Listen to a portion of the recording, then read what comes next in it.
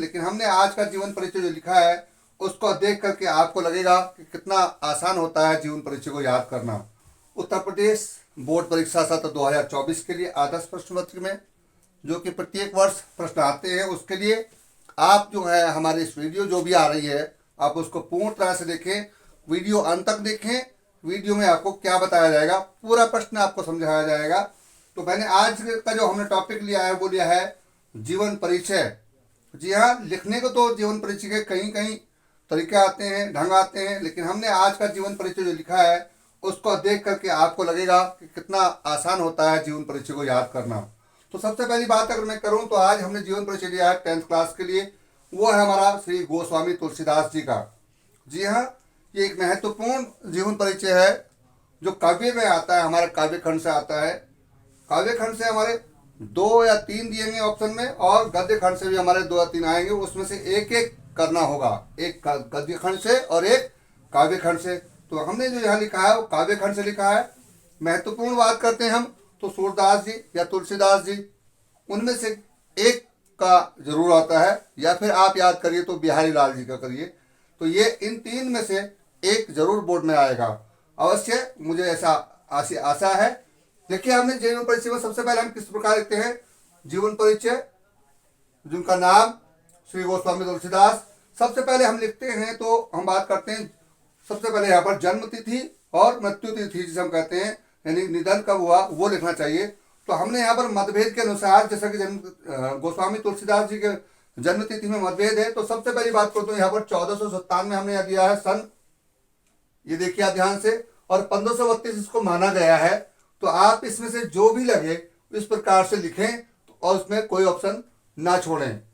अलग अलग मतानुसार हैं, लेकिन मृत्यु तिथि पे सभी का एक मत है, सन 1623 ईस्वी।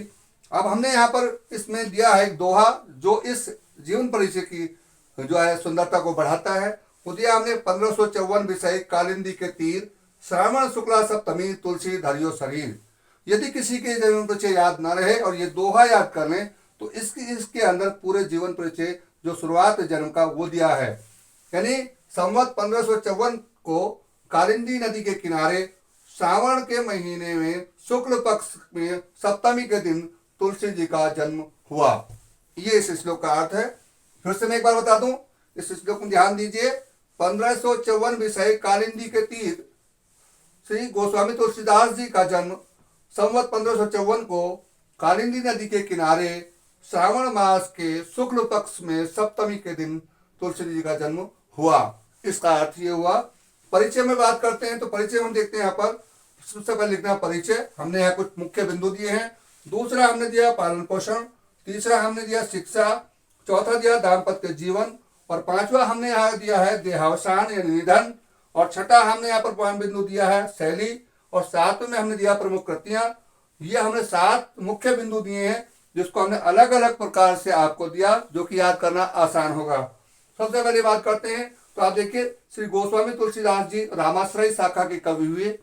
यहाँ पर कृष्ण भक्ति और राम भक्ति शाखा 2 शाखाएं हमारे यहाँ चलती हैं। तो यह कवियों में इसमें रामाश्रय शाखा के कवि, इनके जन्म स्थान और जन्म तिथि के विषय में मतभेद है। गोसाई चरित तथा तुलसी चरित में इनका जन्म स्थान उत्तर प्रदेश के बांदा जिले का एक गांव राजापुर बताया गया है। इनके पिता का नाम श्री आत्माराम दुबे तथा माता जी का नाम हुलसी था। जन्म के बाद इनके मुख से राम शब्द निकला था। बचपन में ही इन्हें राम बोला कहते थे। अब पालन पोषण के देखिए आप, कितनी शॉर्ट रूप में मैंने यहाँ पर बताया है। इनके माता पिता ने इन्हें बाल्यकाल में ही त्याग दिया था। इनका पालन पोषण प्रसिद्ध संत श्री नरहरिदास ने किया था। शिक्षा की बात करते हैं। शिक्षा, गोस्वामी तुलसीदास जी की शिक्षा, यहाँ इनकी की जगह पर यहाँ नाम भी लिख सकते हैं। शिक्षा और ज्ञान इनके गुरु श्री नरहरिदास जी ने दी। तुलसीदास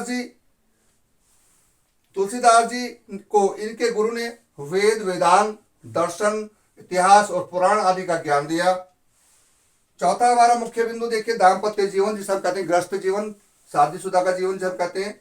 तो श्री गोस्वामी तुलसीदास जी का विवाह पंडित दीनबंधु पाठक की पुत्री रत्नावली से हुआ था, परंतु इनका दाम्पत्य जीवन अधिक दिनों तक नहीं चल सका और फिर इनकी भावधारा प्रभु की ओर उन्मुख हो गई, यानी इनका ध्यान जो है वो प्रभु की तरफ लग गया। तो आगे देखेंगे, बात करते हैं। तो अंत में ये इनका देहावसान होता है।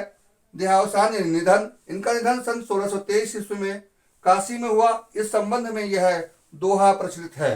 दोहा मैंने यहाँ पर भी दिया है और दोहा आपको यहाँ पर भी दिया है निधन के बाद। इसको सबसे लास्ट में भी लिख सकते हैं, लेकिन यहाँ रखना उचित होगा। संवत 1680 असी गंग के तीर, श्रावण शुक्ला सप्तमी, तुलसी तज्जो शरीर। इस दोहे में मैं आपको दे रहा हूं यहाँ पर। इसका अर्थ ऐसा होता है, संवत 1680 में गंगा के किनारे श्रावण महीने में शुक्ल पक्ष में सप्तमी के दिन तुलसी ने अपना शरीर त्याग दिया। तो यहाँ देखिए आप, आता है हमारा लास्ट जो मुख्य बिंदु है वह है प्रमुख कृतियां, जिसे हम रचनाएं भी कहते हैं। तो सबसे पहले बात आती है श्री रामचरितमानस, जो तुलसीदास जी के द्वारा रचित है, में मर्यादा पुरुषोत्तम श्री राम के चरित्र का वर्णन किया गया है।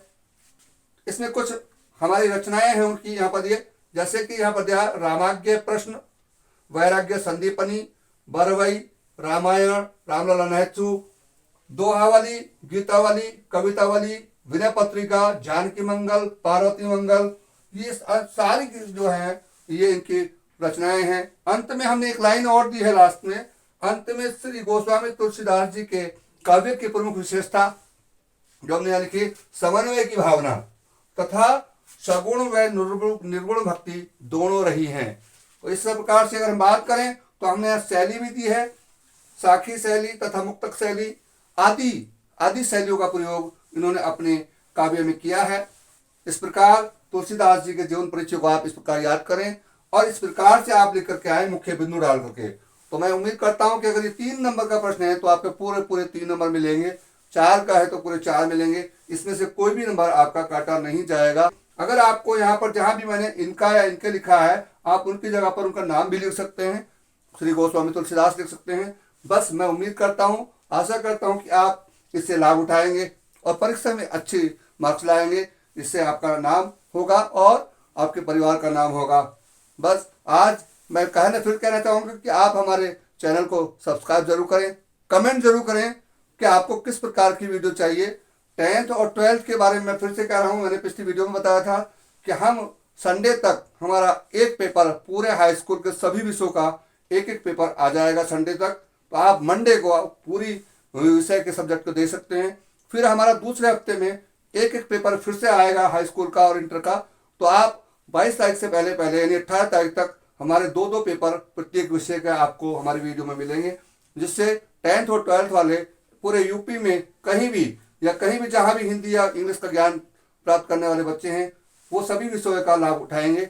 बस मैं आके आपसे उम्मीद करता हूं कि आप देखते रहिए और लाभ उठाते रहिए।